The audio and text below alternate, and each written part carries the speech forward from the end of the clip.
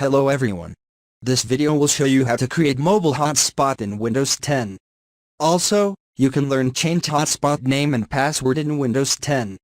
First, ensure your device is connected to the internet.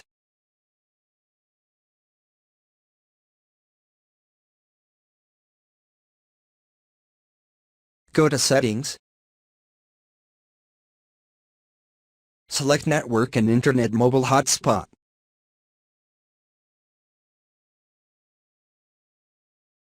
Toggle on Share your internet with other devices.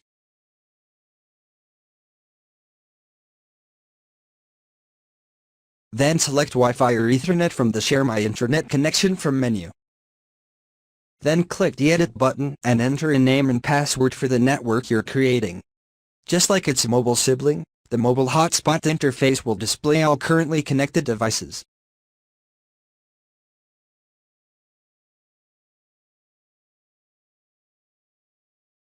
Connecting to the hotspot is just as easy. Locate the wireless settings on your device, click or tap the network, and enter the password.